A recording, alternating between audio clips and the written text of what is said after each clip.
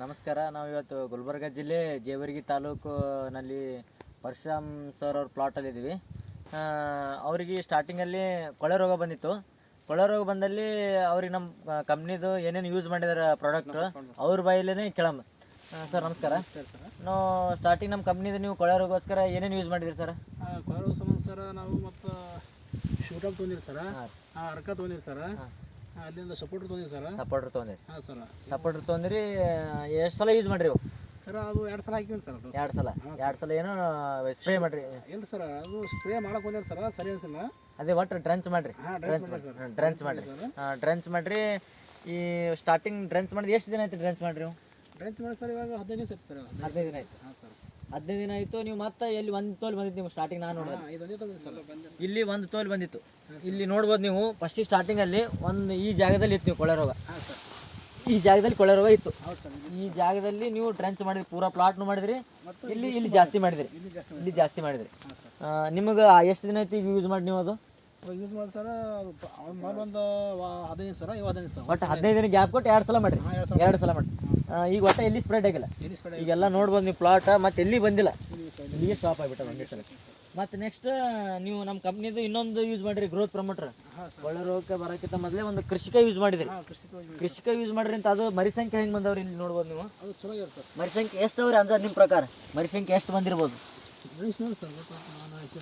ಮರಿ ಸಂಖ್ಯೆ ನೋಡ್ಬೋದು ನೀವು ಎಷ್ಟು? ಮರಿ ಸಂಖ್ಯೆ ಒಂದು 40 ಬಂದವ್ ಸರ್. 40 ಬಂದವ್ರಿ. 45 ಮೇಲೆ ಅವ್ರಿ ಮರಿ ಸಂಖ್ಯೆ. ನೀವು ನಮ್ಮ ಕಂಪ್ನಿದು ಕೃಷಿಕ ಯೂಸ್ ಮಾಡಿದ್ರಿ ಅಂತ 2 ಸಲ ಯೂಸ್ ಮಾಡಿರಿ. 2 ಸಲ ಯೂಸ್ ಮಾಡಿರಿ ಅಂತ ಈ ಥರ ಎಲ್ಲ. ಹಾಂ ರೀ, ಅರ್ಕ ಮತ್ತು ಶೂಟಪ್ 2 ಸಲ ಡ್ರೆಂಚ್ ಮಾಡಿರಿ. ಹಾಂ ರೀ. ಇದರಿಂದ ನೀವು ಬೇರೆ ರೈತರಿಗೆ ಏನು ಹೇಳಕ್ಕೆ ಇಷ್ಟಪಡ್ತೀರಿ? ಚಲೋ ಬರ್ತದೆ, ನೀವು ಯೂಸ್ ಮಾಡಿ ಹೇಳ್ತೀವಿ ಸರ್. ಬೇರೆ ರೈತರಿಗೆ ಯೂಸ್ ಮಾಡಕ್ಕೆ ಕೊಳೆ ರೋಗ ಬಂದವ್ರಿಗೆ ಅರ್ಕ ಮತ್ತು ಶೂಟಪ್ ಯೂಸ್ ಮಾಡ್ರಿ, ಕಂಟ್ರೋಲ್ ಆಗ್ತಾರೆ. ಹಾಂ ರೀ. ಮತ್ತು ಮರಿ ಸಂಖ್ಯೆ ಜಾಸ್ತಿ ಮಾಡ್ಲಾಕ ಕೃಷಿಕ ಯೂಸ್ ಮಾಡ್ರಿ, ಮರಿ ಸಂಖ್ಯೆ ಜಾಸ್ತಿ ಆಗ್ತದ. ಜಾಸ್ತಿ ಹೇಳಕ್ಕೆ ಕೃಷಿಕ ಯೂಸ್ ಮಾಡ್ಬೇಕು. ಹಾಂ ನಿಶ್ಚಿತ ಪವರ್ನು ನಿಮ್ಗೆ ನಾವು ಹೇಳಿದ್ವಿ ಲಾಸ್ಟ್ ಟೈಮ್, ಮರಿ ಸಂಖ್ಯೆ ಜಾಸ್ತಿ ಬರ್ತಾವ ಯೂಸ್ ಮಾಡ್ರಿ ಅಂತ. ಕೊಳೆ ರೋಗ ಇದ್ದಾಗ ನಿಶ್ಚಿತ್ ಪವರ್ ಇಲ್ಲಿ ಯೂಸ್ ಮಾಡಿಲ್ರಿ, ಬೇರೆ ಪ್ಲಾಟ್ ಯೂಸ್ ಮಾಡಿ. ಅಲ್ಲಿ ಹೆಂಗೆ ಬಂದ್ರಿ ಚಲೋ? ಅಲ್ಲಿ ನಿಶ್ಚಿತ್ ಪವರ್ಗೂ ಸ್ವಲ್ಪ ಮರಿ ಸಂಖ್ಯೆ ಜಾಸ್ತಿ ಆಗ್ಯದ್ರಿ.